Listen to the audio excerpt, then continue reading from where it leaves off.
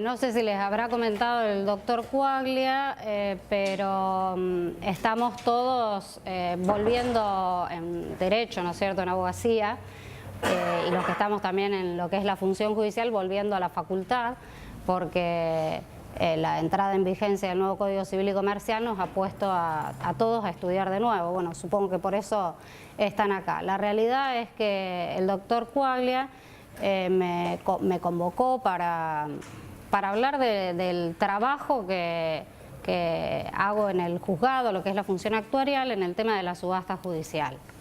Así que, bueno, yo traté de darle un enfoque que cualquier duda o inquietud o pregunta que quieran hacer, me interrumpen y en la medida de lo posible, si se les puede evacuar, lo haré. Pero bueno, está enfocado en lo que es la función actuarial y de cómo trabajamos con lo que es el tema de la subasta judicial. La subasta judicial tiene una regulación tanto civil, o sea, y comercial, que es en la legislación de fondo, como procesal. En el Código Civil y Comercial nosotros nos vamos a encontrar con el artículo 1017, inciso A, que establece que deben ser otorgados por escritura pública los contratos que tengan por objeto la adquisición, modificación o extinción de derechos reales sobre inmuebles, y quedan exceptuados los casos en los que el acto es realizado por subasta proveniente de ejecución judicial. Es decir, que conforme con la inteligencia de este artículo 1017, por subasta pública se entiende la que es realizada por orden judicial.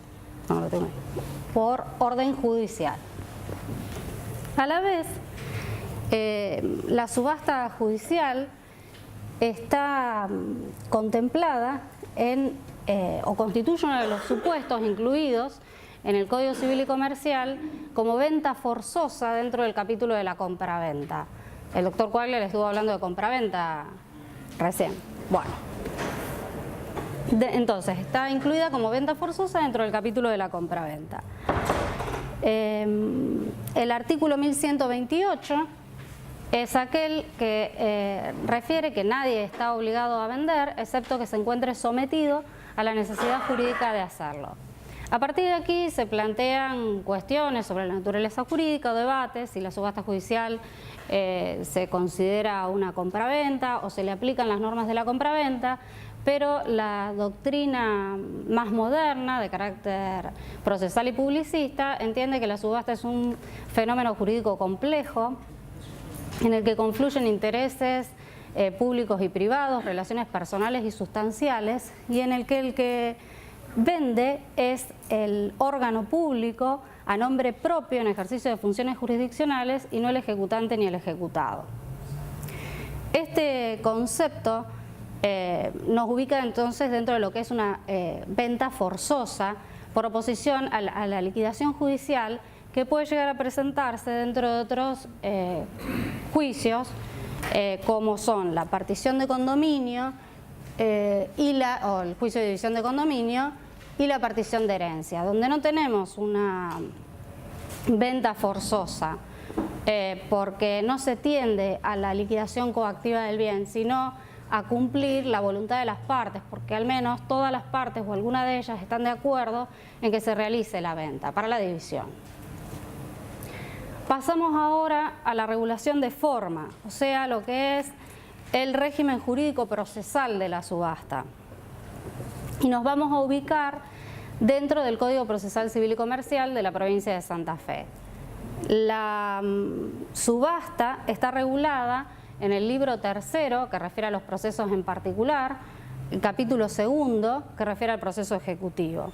El proceso ejecutivo, yo no sé qué manejo tienen ustedes los procesos, pero un poco para llegar al punto, entendía que tenía que hacer un enter dentro de lo que es el tema de los procesos. Es decir, ¿por qué? Porque procesalmente la subasta está regulada dentro de el capítulo del proceso ejecutivo.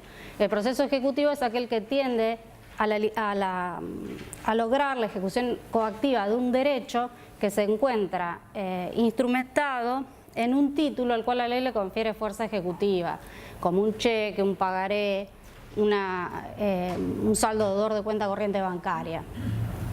Y la subasta está regulada dentro de este libro tercero, capítulo segundo, en el título quinto, en la etapa correspondiente al cumplimiento de la sentencia de remate.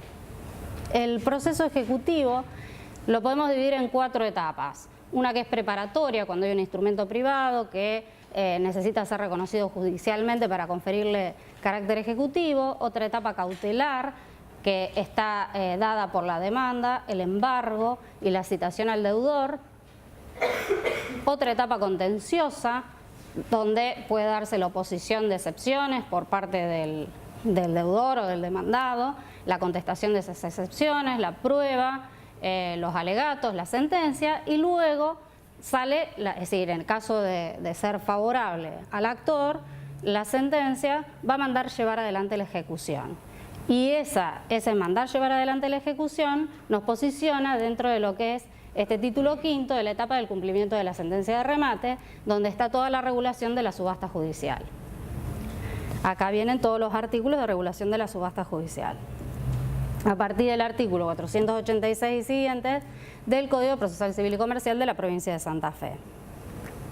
Esta etapa lo que tiende es hacer o efectivizar un pronunciamiento judicial incumplido mediante la realización coactiva, forzosa, de un bien del deudor, y se produce así la transformación de ese bien ejecutado en una suma de dinero con la cual se va a solventar el crédito del acreedor ejecutante o del actor.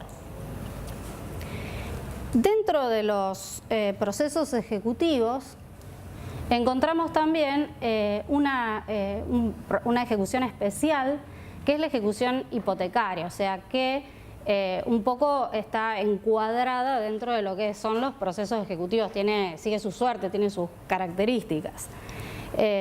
Porque constituye un procedimiento especial creado para responder a una clase de título que requiere una rápida satisfacción. Es la escritura pública que acredite una obligación exigible y líquida garantida con hipoteca. Acá el remate se efectúa en la ejecución hipotecaria conforme con las normas del juicio ejecutivo, que es donde ubicamos, ¿no es cierto?, la regulación de la subasta, que les acababa de decir.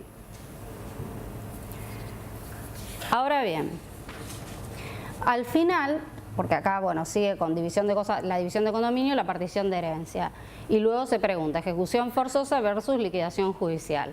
Hasta ahora nosotros estamos ubicados dentro de lo que son supuestos de ejecución forzosa, ¿sí?, en los procesos ejecutivos, ejecuciones singulares, como el proceso ejecutivo en sí, o especiales como la ejecución hipotecaria que les estaba mencionando. Acá la venta es forzosa porque la misma se decreta y opera por mandato del juez, con prescindencia de la voluntad o el consentimiento del dueño de la cosa, y aún más en contra puede ser de la voluntad expresa o tácita del mismo. Así, en estos casos la subasta aparece como un medio de hacer efectiva la condena que está impuesta, de liquidar los bienes de propiedad del deudor para satisfacer el crédito del acreedor, y una vez que el deudor no cumple con la condena, queda expedita la subasta sobre los bienes embargados para que el acreedor ejecutante pueda satisfacer su crédito. Por ello, cuando la venta es decretada en un proceso por el juez de la causa que no tiende a la ejecución forzada, sino al cumplimiento de la voluntad de las partes, como les decía antes, en el otro supuesto serían los juicios estos de división de cosas comunes o partición de herencia, que ahora vamos a ver cuál es el régimen procesal. Acá no estamos ante una venta forzosa, porque si bien se acude o se establece procesalmente la subasta judicial como medio de liquidar el condominio o de dividir la herencia, no es una venta coactiva, o sea, no tiene ni la naturaleza, ni los caracteres, ni los efectos de la venta judicial forzosa. Para esto les aclaro que la división de cosas comunes no es un proceso ejecutivo, la división de condominio no es un proceso ejecutivo, es un proceso de conocimiento, que es otra de las clases de procesos que existen. donde la regla es la división en especie siguiendo las reglas de la partición de herencia. Cómo se divide, cómo se hace la partición en la sucesión, dentro de lo que es el proceso sucesorio. Y también se puede decir, si las partes, por ejemplo, hay un solo, supongamos que hay un bien inmueble y la división en especie no es posible y conviene que se realice la venta para poder repartir el producido entre los condóminos, bueno, en ese caso se pueden poner de acuerdo, uno de ellos puede pedir la liquidación judicial del bien, pero esto no tiene las características de venta forzosa. O sea que aquí también en este juicio de división de condominio se puede llegar a realizar una subasta, pero no tiene las características que reviste en el proceso ejecutivo, sino que se utiliza el procedimiento, pero no tiene la misma naturaleza, característica y efectos. Lo mismo pasa en la partición de herencia, que es el juicio sucesorio, el proceso sucesorio, donde va a llegar una etapa donde es necesario partir y adjudicar los bienes a los herederos para que ellos ya tengan el derecho real consolidado sobre bienes individuales y no sobre la comunidad, que están en un condominio en realidad también, en comunidad. Entonces, en este caso también en la partición de herencia estamos ahora en un proceso universal, de tipo universal, o sea que ya les di 3 tipos distintos de proceso: el ejecutivo, el de conocimiento, que es la división de cosas comunes, que es de trámite, la división de condominios de trámite sumario, y el proceso universal, que es la partición de herencia. Acá también la división es en especie, pero puede llegar a realizarse la subasta judicial como modo de liquidar algún bien que conformaba el acervo sucesorio del patrimonio del causante. Entonces, el procedimiento para la subasta judicial va a variar según la naturaleza del bien. Es decir, si son cosas o valores, créditos, acciones, fondos públicos, esto lo voy a pasar porque... títulos, acciones o bienes cotizados, derechos y acciones litigiosos del heredero cónyuge supérstite, un bien prendado o hipotecado y bien inmueble. Nosotros nos vamos a concentrar dentro de lo que es el bien inmueble. Lo primero que vamos a tener es la designación dentro del procedimiento para llevar adelante la subasta, es la designación del martillero. La venta se encomienda entonces a un martillero público que en la subasta judicial actúa como por delegación del juez. Es como si el mismo juez realizara la subasta. No es mandatario de las partes ni actúa en representación de ellas. No vende ni por orden ni cuenta del ejecutado, ni le debe rendir cuentas, sino que simplemente es un auxiliar de la justicia. Se inscribe en las listas que lleva la Cámara de Apelación, que lo va a designar por sorteo en los procesos concernientes a concurso, juicios en rebeldía, sucesión vacante y los oficios ley cuando el profesional autorizado para su diligenciamiento no tiene facultades para designar martillero. También puede ser por acuerdo de partes o puede ser propuesto por una de las partes en los casos en que no debe ser necesariamente por sorteo, que citamos antes, y en ese caso se corre traslado a la otra parte y al colegio de martilleros porque debe verificarse la habilitación del mismo. El martillero se va a presentar con un acta ante el actuario para aceptar el cargo. Y lo va a hacer dentro del término de 5 días de notificado, acreditando la habilitación del Colegio de Martilleros, las reposiciones de ley y en ese caso ya una vez que haya aceptado el cargo se lo tiene por designado y va a empezar a realizar los actos preparatorios de la subasta. En este caso lo primero que puede llegar a pedir es un adelanto de gastos, que puede ser que le pida al juez que se intime al actor para que los consigne judicialmente, bajo apercibimiento de que se paralice el procedimiento, o si no, decidir afrontarlos de su peculio y después lo descontará del precio de venta que se adquiera en la subasta. Y los gastos de subasta gozan del privilegio de los gastos de justicia en cuanto a lo que implica la publicidad mínima exigida legalmente.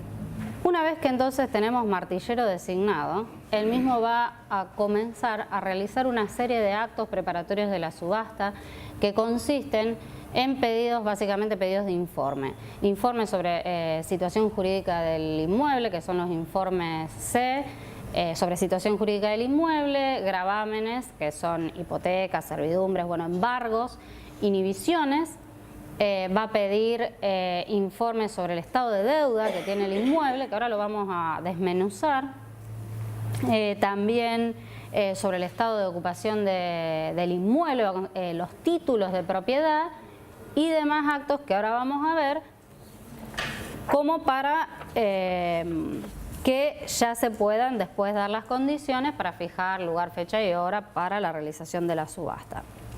El tribunal lo que va a hacer es sacar un decreto, que no sé, lo teníamos dentro del PowerPoint, pero capaz que aparezca después, donde va a dar medidas ordenatorias en base a toda esta preparación que se va a realizar para proceder a la constatación del inmueble, agregar los títulos de propiedad, el tema de oficiar al registro de procesos universales, en el caso de que haya embargos o inhibiciones de fecha anterior, a los jueces. Y veamos cómo se arma este decreto que dicta el juez. Yo les hablaba de que uno de los informes que va a tener que pedir son los informes registrales del artículo 491. El artículo 491 establece que se requerirá un informe al registro general sobre la inscripción de dominio, los gravámenes y embargos que reconozcan los bienes raíces y acerca de las inhibiciones anotadas a nombre del deudor. La inscripción del dominio, o sea, el informe sobre situación jurídica de dominio del inmueble, es para ver si el ejecutado es el titular del dominio que se pretende subastar y en qué proporción, porque si no es el titular, el inmueble no se puede ejecutar. Y si es condómino y los demás condóminos no se encuentran afectados por el embargo, se debe determinar fehacientemente cuál es la porción a subastar. Luego, la parte de los gravámenes, que vendrían a ser las hipotecas, y los embargos, es para ver si el inmueble ha sido embargado efectivamente por el ejecutante y si se encuentra en vigencia dicho embargo, porque como ustedes saben son 5 años desde que el registro tomó razón del mismo, después caduca. Entonces el ejecutante tiene que ser embargante. El embargo es uno de los requisitos del juicio ejecutivo, se individualiza el bien que se va a afectar luego para la satisfacción del crédito, y tiene que estar vigente el embargo, no tiene que haber caducado. También este informe sobre gravámenes y embargos nos va a informar si hay otros acreedores embargantes o hipotecantes, porque en este caso el código manda a notificarlos con 10 días de anticipación al acto de subasta para que puedan hacer valer sus derechos y controlar el acto de subasta. También en el caso de los acreedores inhibientes, por eso también se piden las inhibiciones. También se los debe notificar para que comparezcan a hacer valer sus derechos de la misma manera que los acreedores hipotecantes y los embargantes.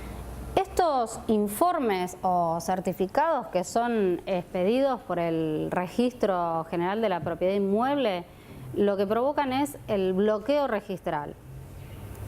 Es decir, esto lo que hace es trabar la matrícula del inmueble, ya que cualquier documento, certificación, medida cautelar o gravamen que ingrese con posterioridad a la expedición del certificado solicitado, su respectiva anotación va a quedar supeditada o condicionada a las resultas de la utilización del mismo.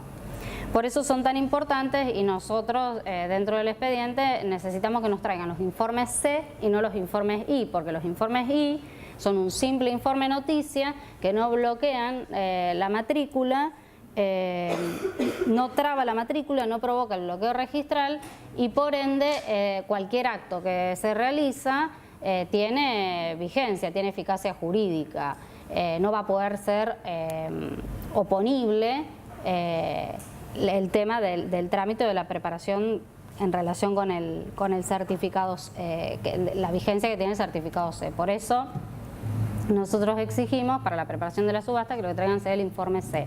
Y también otra cosa, que estos informes registrales están regulados en la Ley Registral Provincial número 6435 y tienen como prioridad dar publicidad a un estado jurídico de bienes y personas sobre las constancias registradas y ser oponibles a terceros. Es decir, son verdaderos instrumentos públicos, únicos medios de acreditar frente a terceros el estado jurídico de los bienes, de los documentos, limitaciones o interdicciones inscriptas. Vamos a la parte de los títulos de propiedad, porque el artículo 491, que es el que venimos siguiendo, ahora se los voy a leer.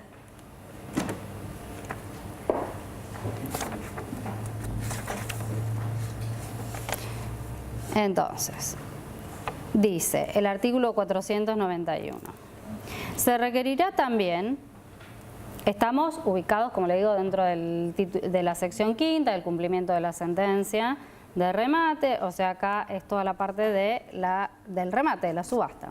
Se requerirá también un informe del Registro General sobre la inscripción de dominio y los gravámenes y embargos que reconozcan los bienes raíces y acerca de las inhibiciones anotadas a nombre del deudor. ¿Está? Esto es lo primero que yo le decía, que son los informes C. Situación jurídica de dominio, gravámenes, que son las hipotecas, servidumbres, embargos e inhibiciones. Y así viene el informe del registro de la propiedad, los certificados C. Y el juez ordenará al ejecutado que en el término de 6 días presente los títulos de propiedad bajo apercibimiento de sacarse copias a su costa de los protocolos públicos. Entonces, según este artículo, ¿no es cierto?, hay que acompañar el ejecutado, se pone en cabeza del ejecutado la carga de acompañar los títulos de la propiedad, que por ahí puede ser, o generalmente, o no lo haga. Entonces, el apercibimiento, si el ejecutado no llega a acompañarlo, es que se sacan copias a su costa de los protocolos públicos. En este último caso, si la escritura tiene menos de 2 años de confeccionada, se oficia directamente al escribano interviniente. Y si tiene más de 2 años de confeccionada, al director del archivo de protocolos notariales. Y aquí nosotros hacemos la salvedad, ¿no es cierto?, de que el informe del Registro General sobre situación jurídica del inmueble, estos informes C, es decir, en el que conste la titularidad de dominio a nombre del demandado, no suple el título. Nosotros lo que necesitamos son los títulos. Pero también puede traerse un título defectuoso, es decir, que no indique, por ejemplo, la consolidación del derecho real devenida luego de un desmembramiento del dominio. En ese caso, conforme el artículo 492, el ejecutante, ahora es carga del ejecutante, el ejecutado debía acompañar, el ejecutante debe practicar las diligencias necesarias para que se subsanen los defectos que puedan contener los títulos. Dice el artículo 492, obtenidos dichos informes y practicadas las diligencias que el ejecutante podrá solicitar para subsanar los defectos de que adolecieron los títulos, se procederá a la venta del inmueble en remate público. Entonces,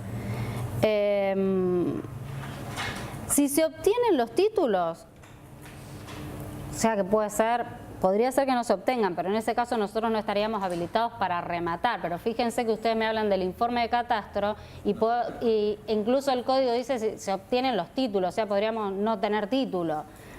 Pero bueno, nosotros de parte del juzgado los exigimos, pero el código dice si se obtienen, es decir, los títulos se agregan al expediente antes de proponerse la fecha de subasta.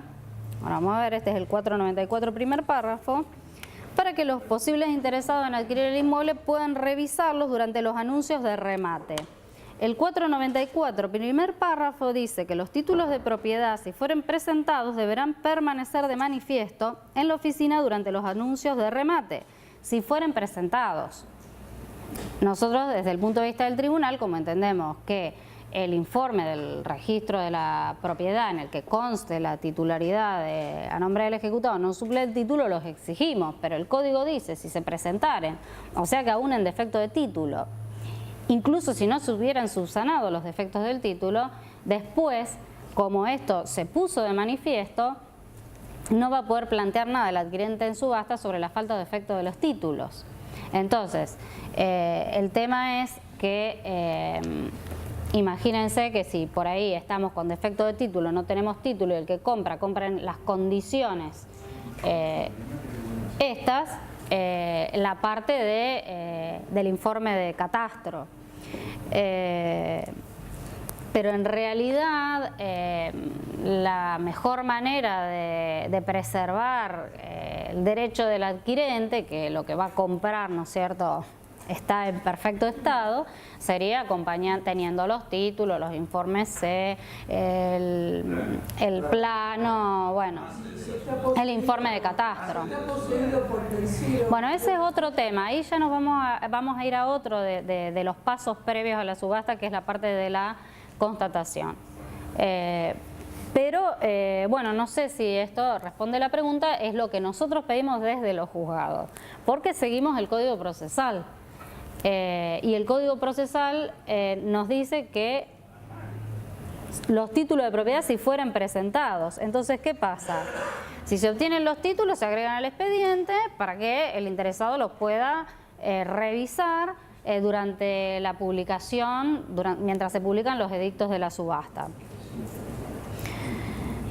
Porque después del remate no se admite reclamación alguna, dice el artículo 494, por ausencia o falta de ello. Después otra cosa más, bueno, los títulos de propiedad ya lo vimos, pero antes de eso les iba a comentar sobre que también requerimos un informe del registro de procesos universales.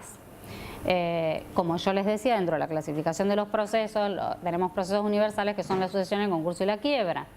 Estos procesos se informan en un registro que está en los tribunales, que es el registro de procesos universales, que cada vez que se inicia un proceso universal se informa la iniciación y los distintos, por ejemplo, no sé, sale en el juicio, proceso sucesorio, sale la declaratoria de herederos, se informa y se inscribe. Entonces, cuando uno va a iniciar un proceso universal, automáticamente el registro nos informa que ya hay otro iniciado, porque justamente esa es la característica del proceso universal, que no puede haber otro igual.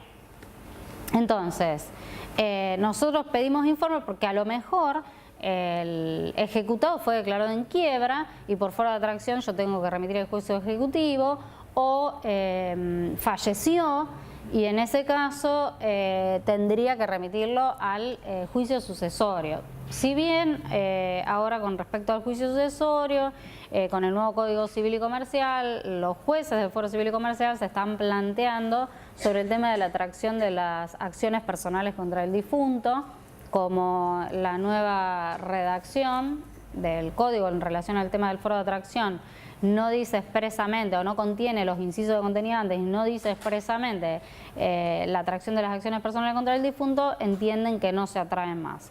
Pero bueno, es de rigor que nosotros pedimos este informe para saber si el juicio que estamos tramitando no resultaría atraído por fuero de atracción de una sucesión o de un concurso o quiebra. Esta es otra de las cosas que pedimos.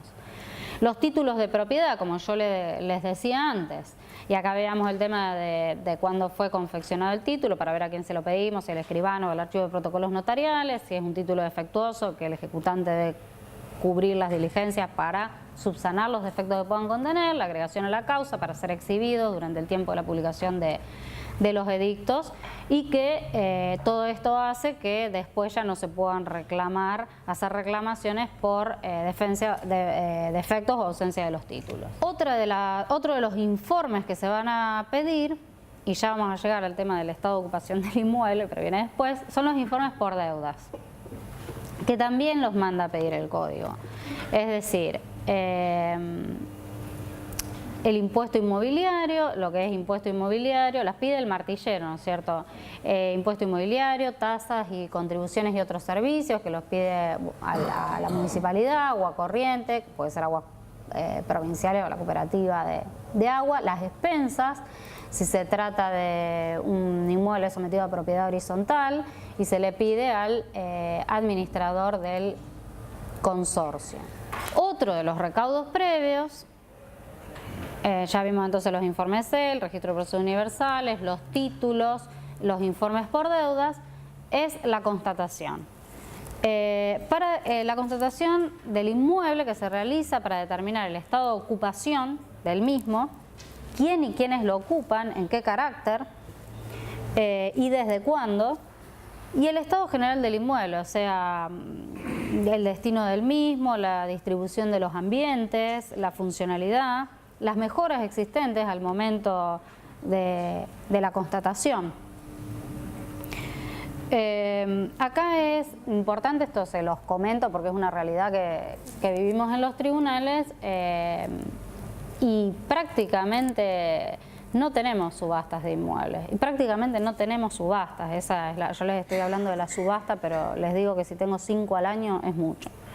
Porque en el caso de inmuebles, por ejemplo, si por todas las nuevas leyes tuitivas de la minoridad, de la discapacidad o de la ancianidad, en cualquiera de estas situaciones es muy difícil poder desocupar el inmueble.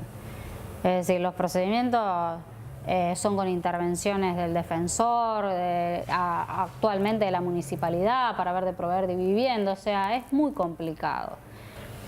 Así que los mecanismos hoy en día por los cuales los acreedores se cobran la deuda es mediante el embargo de haberes.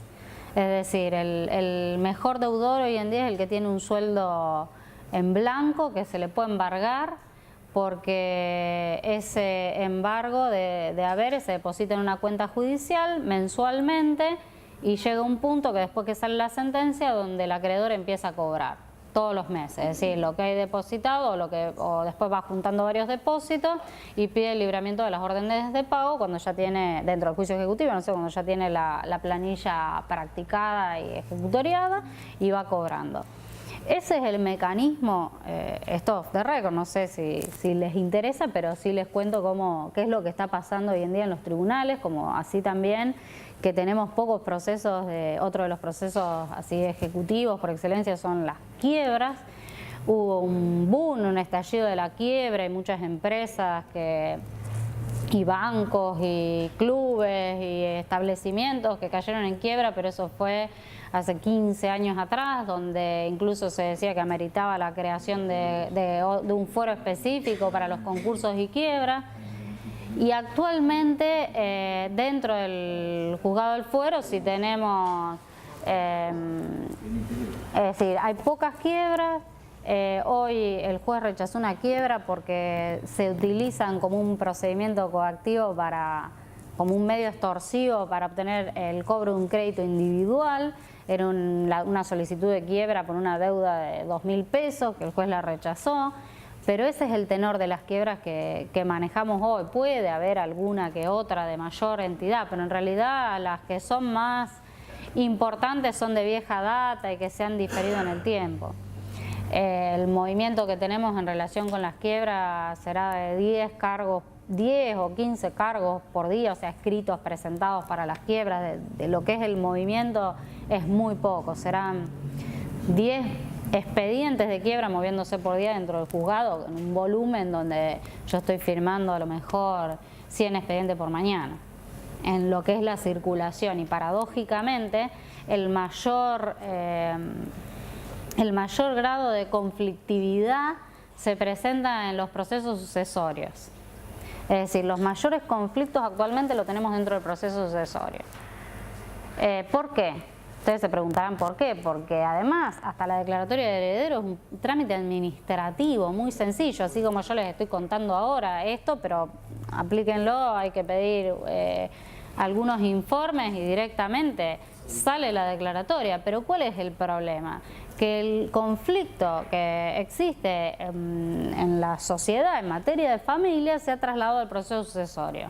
Entonces tenemos la familia que viene a pelear por la herencia con garras y uñas y se arman realmente problemas bastante difíciles de controlar. Entonces acá sí podemos llegar a tener subasta, porque llega un punto donde donde bueno, se liquida todo y la verdad que los herederos terminan en la pelea familiar perdiendo los bienes que le quedaron de la herencia, porque además es un juicio muy caro. Bueno, ustedes sabrán que están dedicados al tema inmuebles, lo caros que son los juicios sobre inmuebles. Y más en una sucesión donde está grabada con un montón de impuestos, la transmisión gratuita, es decir, y todo lo demás. Así que, bueno, esto off the record se lo comento porque es el panorama, el reporte tribunalicio de lo que pasa en el distrito.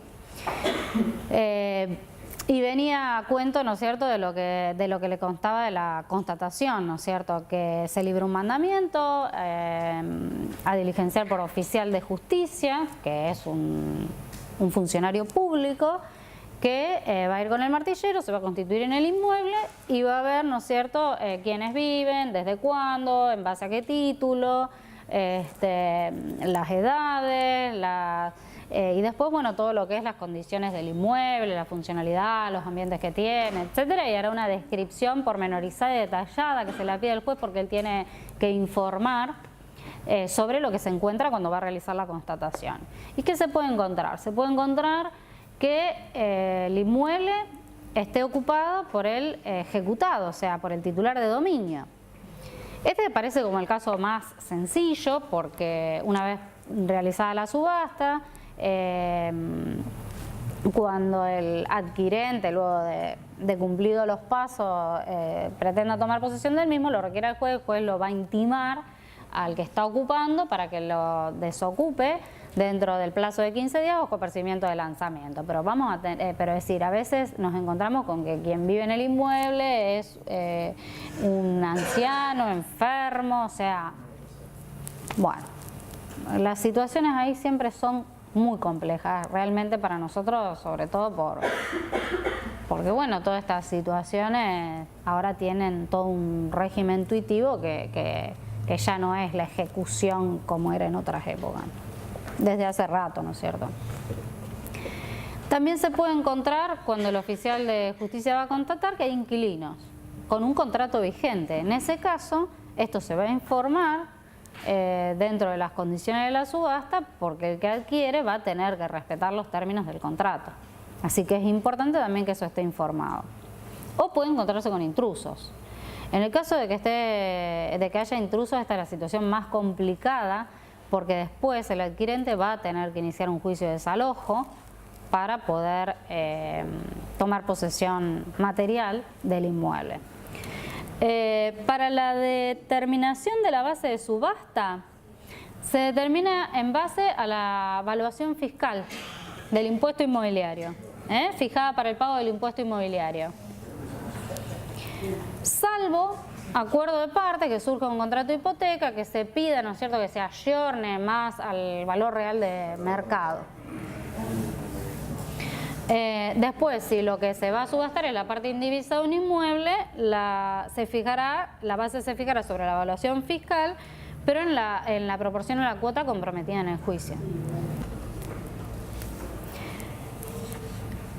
Bueno, se ve que yo tenía otro PowerPoint donde estaban los decretos y los estuvimos pasando con el juez y tengo el decreto acá que sale porque era lo que explicaba lo que venía después. Pero bueno, más o menos se los voy a resumir, que sale un decreto que va a decir: téngase por designada fecha, hora, lugar y demás condiciones para la realización de la subasta ordenada en autos. El martillero actuante deberá informar en el acto de remate los informes actualizados de las deudas que el inmueble posee en concepto de tasas, impuestos, contribuciones, servicio de agua y cloaca, expensas y toda otra deuda fiscal relacionada al inmueble, debiendo dejarse constancia de ello en el acta de remate. O sea, esos informes sobre deudas que el martillero pidió a las oficinas y reparticiones públicas y agregó al expediente, luego, dentro de las condiciones de subasta, de este decreto que dicta el juzgado, le vamos a mandar al martillero informarlo en el acto de la subasta. Y previo a la aprobación de la subasta deberá oficiarse al registro general con copia certificada del acta de subasta a fin de que se tome razón de la misma sin que esto implique transferencia a favor del adquirente. Esto es la anotación marginal de la subasta, que ya se le avisa al martillero y ya se le avisa al futuro adquirente que antes de que se le apruebe la subasta debe estar hecha esta comunicación al registro general de la propiedad. Después se los voy a explicar. Asimismo, dice el decreto, hágase saber a los interesados mediante la publicación de edictos correspondientes y en el acto de subasta que para el caso de que el precio a abonar en este acto supere el valor de 30.000 pesos, el pago no podrá realizarse en efectivo. Bueno, acá hay toda una serie, es toda una condición en cuanto al precio por disposiciones del Banco Central y control de la AFIP, que cuando no es la seña, sino que el 10% que se tiene que pagar en el acto de la subasta, porque después el saldo de precio se deposita por el adquirente una vez que la subasta es aprobada, pero ese 10% que según ley tiene que pagar, que algunos juzgados pueden exigir que sea mayor, si va a superar los 30.000 pesos, por disposiciones del Banco Central tienen que ir el pretenso adquirente y hacer un depósito en una cuenta judicial en el Banco Municipal y luego ir con ese recibo a hacer la oferta con la boleta de depósito, hacer la oferta en la subasta, o si no, mediante cheque certificado. Bueno, son a cargo del comprador, sigue diciendo el decreto. Acá estamos fijando, el tribunal en base a toda la normativa fija todas las condiciones de la subasta, lugar, fecha y hora, lo que va a tener que anunciar el martillero, el estado de deuda, cómo se va a poder pagar el 10%, la comisión del martillero. También fija que son, es decir, el tema de a cargo de quién, que yo les decía, van a estar los impuestos. En nuestro juzgado nosotros establecemos que son a cargo del comprador y no es igual en todos los juzgados, por eso lo digo en nuestro juzgado, porque cada juzgado tiene su librito. Entonces hay que estar atento a cómo son las condiciones que saque cada tribunal. Son a cargo del comprador si lo hubiere lo adeudado en concepto de impuestos, tasas, contribuciones, servicio de agua y cloaca, expensas, gastos y honorarios por reclamos judiciales y extrajudiciales, pago de liquidación de mejoras, gastos de escrituración y toda otra deuda fiscal relacionada al inmueble. Son también a cargo del comprador la regularización y o confección de planos y o medianería, si fuera necesario, toma de posesión, levantamiento de gravámenes, gastos sellados y honorarios correspondientes a la transferencia e IVA si correspondiera. Acá se lo estamos mandando a decir. En caso de todo esto se lee, es decir, el martillero antes de dar comienzo a la subasta, lo que hace es pararse y proceder a dar lectura del edicto. El edicto lo que hace es transcribir este decreto que yo les estoy leyendo. Este es el decreto que saca el juzgado del doctor Coaglia y mío. Es decir, si a ustedes les interesa, yo tengo otros decretos que salen de subasta que salen en otros juzgados que son completamente diferentes, que son muy diferentes. Entonces, estamos siempre dentro de lo mismo, pero por ejemplo, a cargo de quién se van a imponer los impuestos, si es el 10 o el 30, la compra en comisión, bueno, el tema de cómo se va a hacer cómo puede hacer la transferencia al adquirente. Ahora yo les sigo. Entonces, acá como ven, lo pone a cargo del comprador. Y pone a cargo del comprador la parte esta que a ustedes les interesa, regularización y confección de planos y medianería, bueno. En caso de cesión de los derechos y acciones de la subasta, la misma deberá realizarse por escritura pública.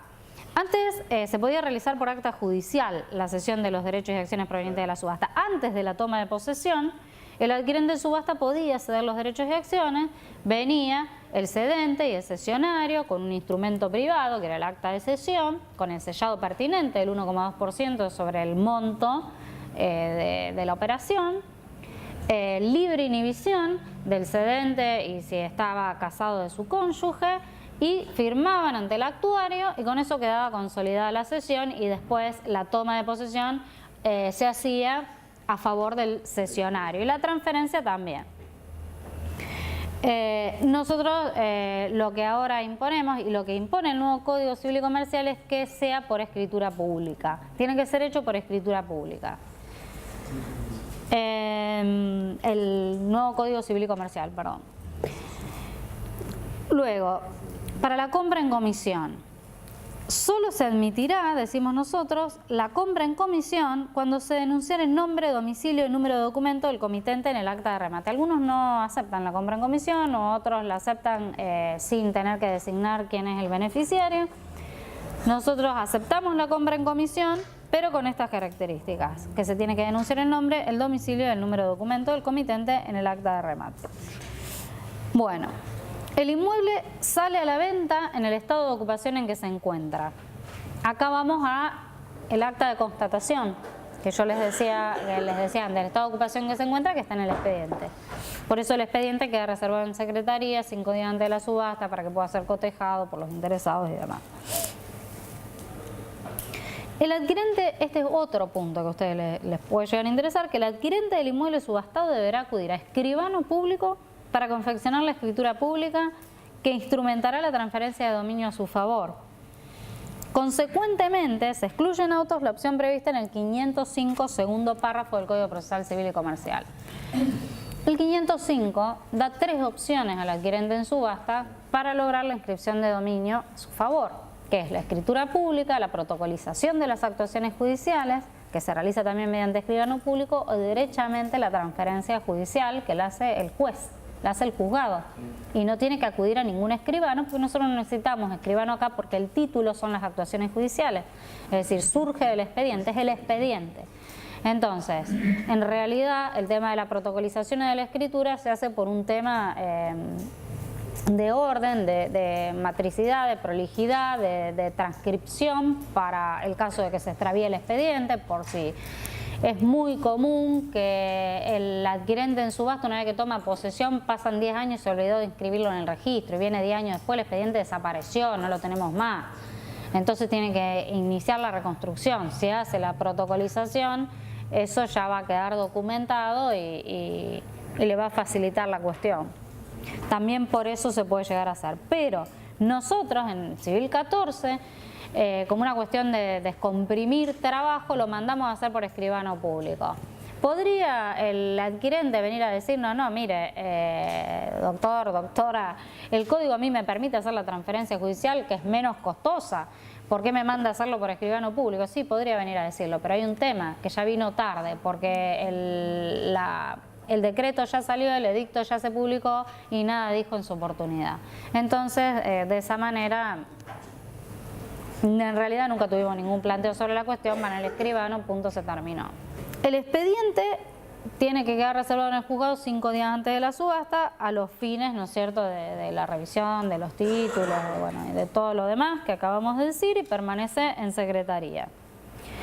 Se notifica por cédula el decreto al titular de dominio, se oficia a la Asociación de Martilleros haciendo conocer la fecha en que se va a realizar la subasta. Y después sale la publicación edictal, o sea, se publican edictos 3 veces en 5 días en el boletín oficial. En cuanto al lugar de realización de la subasta, es el lugar donde se encuentran los bienes. O sea que para realizarlo en un lugar distinto donde se encuentran los bienes se requiere un auto fundado del juez, esto también está en el artículo 493. La fijación de la fecha, lugar y hora lo propone el martillero, el tribunal. Las condiciones de subasta era lo que decíamos antes, que el martillero debe exigir en el acto en todos los casos. Le estoy leyendo el artículo 497 infine. So pena de responder personalmente por él el 10% del precio y a falta de esa entrega continuará el remate partiéndose de la penúltima postura. Bueno, el acto de subasta con la presencia, firma en el acta, se realiza la puja, el último y mejor postor con la bajada del martillo el que va a resultar el adquirente, se labra acta donde se ponen todas las condiciones, el nombre, documento, domicilio del adquirente, el precio de venta, firma el martillero, firma el actuario, firma el adquirente y después ese acta, ¿no es cierto?, se va a agregar al expediente. El acta de subasta acá, a ver, el acta de subasta entonces es un instrumento público levantado por el secretario con su intervención en todos los actos en que actúa para acreditar hechos, declaraciones o acuerdos relativos a los mismos. Entonces, en este acta constan, como le decía, el lugar, fecha, hora de la realización, autoridad judicial que la presidió, nombre del martillero actuante, tribunal que lo ordenó, carátula del juicio, diario en lo que se publicaron los edictos. Si se trata de un bien inmueble, se hace constar la descripción del mismo, nota de dominio, precio obtenido, dato de identidad del comprador y el domicilio que constituya. Después, a ver dónde está. Después de realizada la subasta, el martillero lo que va a hacer es la rendición de cuentas, conforme a lo que les decía antes, y previo a la aprobación de la subasta, se va a requerir la anotación marginal de la misma. Entonces, una vez que está verificada la subasta, se ponen los autos de manifiesto por 4 días, dice el 498, para que sean examinados por los interesados. Acá otra pregunta que me hacían antes: no se admiten más impugnaciones que las relativas al remate.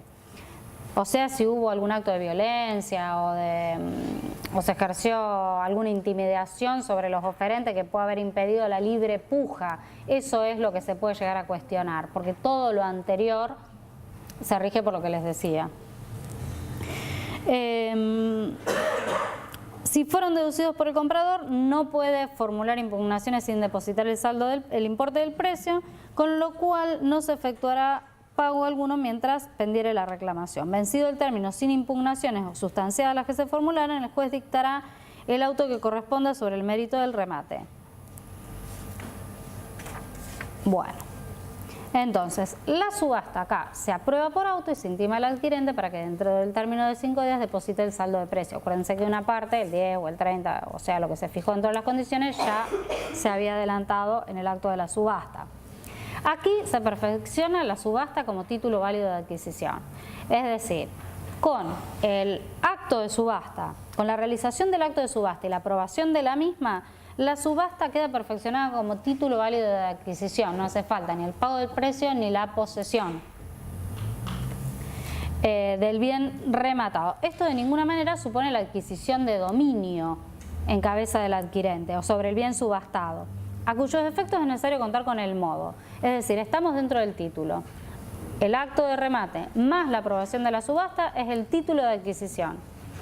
Y el modo va a estar dado por el pago del precio y la posesión. Algunos autores opinan que para el perfeccionamiento del acta de subasta en realidad hace falta todos estos pasos. O sea, el acto de remate, la aprobación y la toma de posesión.